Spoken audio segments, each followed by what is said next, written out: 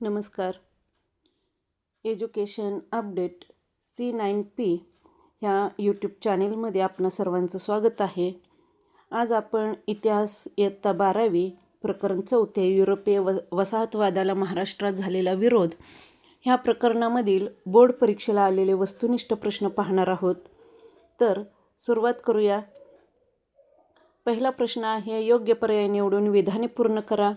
ज्यामध्ये छत्रपती शिवाजी महाराजांच्या राज्याभिषेकासाठी टिंबटिंब हा इंग्रज वकील आला होता आणि त्याचं योग्य उत्तर आहे हेनरी ऑक्झिटेन.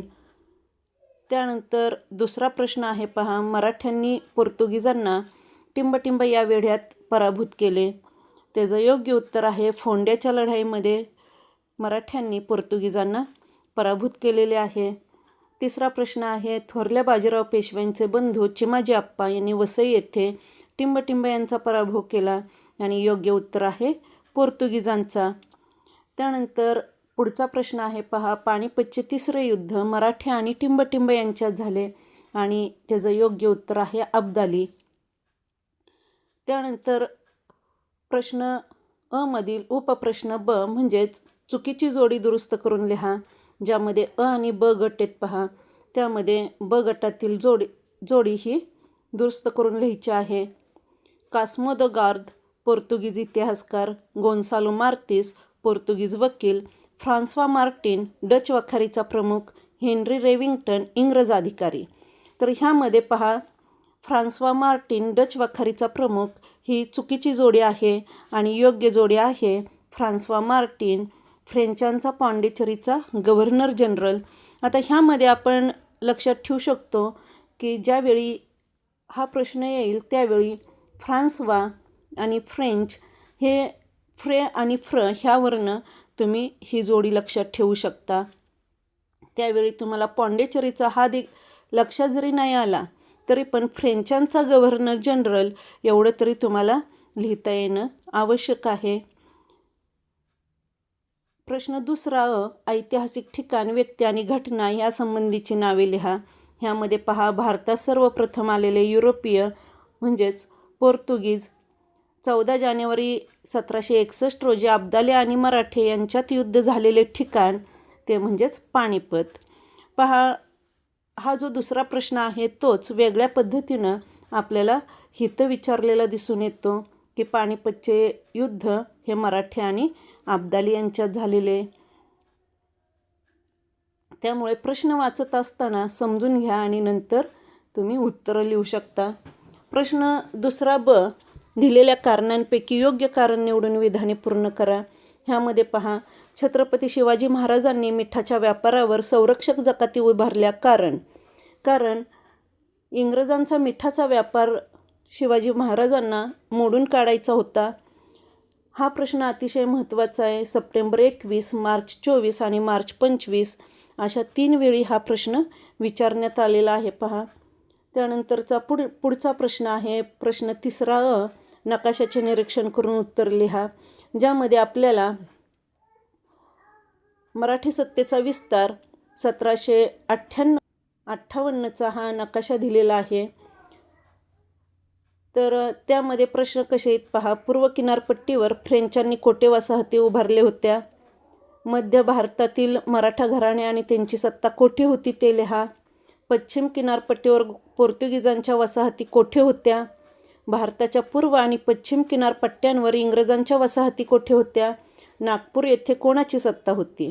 तर आपल्याला नकाशाच्या सहाय्याने हे प्रश्न पाहायचे आहेत. तर पूर्व किनारपट्टीवर फ्रेंचांच्या वसाहती पाहायचेत. त्या अगोदर आपण पाहूया की जसं मागच्या एका नकाशामध्ये मी तुम्हाला सांगितले होते की वरची बाजू ही उत्तर, खाली दक्षिण, इकडे पूर्व आणि इकडे पश्चिम. तर जसं आपल्याला विचारण्यात आलेलं आहे की पूर्व किनारपट्टीवर फ्रेंचांच्या वसाहती, तर पॉंडिचेरी येथे फ्रेंचांची वसाहत आहे पहा. पॉंडिचेरी तर आहेच, पण आपण जर का तुम्हाला माहिती असेल तर तुम्ही एक्स्ट्रा देखील लिहू शकता. चंद्रनगर, यानम, कारिकल ह्या पूर्व किनारपट्टीवर देखील फ्रेंचांच्या वसाहती होत्या. त्यानंतर पुढचा प्रश्न आहे, मध्य भारतातील मराठा घराणे आणि त्यांची सत्ता कोठे होती? तर त्याचं योग्य उत्तर आहे पहा मध्य भारत. आपण पाहूया. पहा, धारचे पवार, इंदोरचे होळकर आणि ग्वाल्हेरचे शिंदे असे 3 घराणे मध्य भारतामध्ये आपल्याला असलेली दिसून येतात, ज्यामध्ये धारचे पवार, त्यानंतर इंदोरचे होळकर आणि ग्वाल्हेरचे शिंदे. ठीक आहे. त्यानंतर पुढचा प्रश्न आहे पहा, पश्चिम किनारपट्टीवर पोर्तुगीजांच्या वसाहती कोठे होत्या? तर ह्यामध्ये आपल्याला पोर्तुगीजांची वसाहत इथे दिसते पहा, गोवा. तसंच त्यांच्या आणखी वसाहती वसई आणि ठाणे येथे देखील होत्या, परंतु गोवा एवढं जरी तुम्ही लिहिलं तरीही चालू शकतं. पुढचा प्रश्न आहे पहा, भारताच्या पूर्व आणि पश्चिम किनारपट्ट्यांवर इंग्रजांच्या वसाहती कोठे होत्या? आता जसं आपण मगाशी पाहिलं, पूर्व किनारपट्टी म्हणजेच ही किनारपट्टी आणि पश्चिम किनारपट्टी म्हणजेच ही. तर अशा वेळी भारतामध्ये इंग्रजांच्या कुठे कुठे वसाहती होत्या ते आपल्याला पाहायचं आहे, ज्यामध्ये आपण बघू शकतो पहा, चेन्नई मद्रास येथे भारताची एक वसाहत पूर्वे साईडला आहे आणि इकडे मुंबईला इंग्रजांची वसाहत असल्याचं आपल्याला दिसून येतं. हे पहा, मुंबई आणि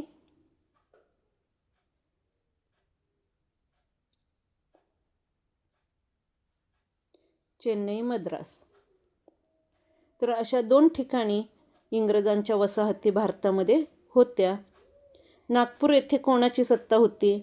तर नागपूर येथे आपण जर पाहिलं तर भोसल्यांची सत्ता होती, हे आपण पाहू शकतो पहा. त्यामुळे नकाशा वाचन हे अतिशय सोपे आहे. उत्तर नकाशातच असतात, त्यामुळे नकाशा वाचन एकदा व्यवस्थित समजावून घ्या, ज्याचे 5 मार्क तुम्हाला मिळून जातील.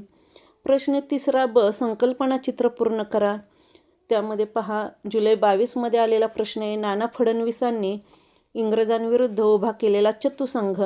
त्यामध्ये पहिले म्हणजे पेशवे, नागपूरकर, भोसले, निजाम आणि हैदर असे 4 राज्य किंवा मग राज्यकर्ते हे नाना फडणवीसांनी एकत्र आणून इंग्रजांविरुद्ध उभे केले, ज्याला चतुसंघ असं म्हटलं जातं. तर अशा पद्धतीनं आपण प्रकरण 4 मधील वस्तुनिष्ठ प्रश्न ह्याचा अभ्यास केलेला आहे. तरी सर्वांनी हा व्हिडिओ व्यवस्थित पाहून अभ्यास पूर्ण करा. पुढच्या व्हिडिओमध्ये आपण 5व्या प्रकरणावरील बोर्ड परीक्षेला आलेले वस्तुनिष्ठ प्रश्न पाहणार आहोत. तरी सर्वांनी ह्या व्हिडिओला लाईक, शेअर आणि सबस्क्राईब करा.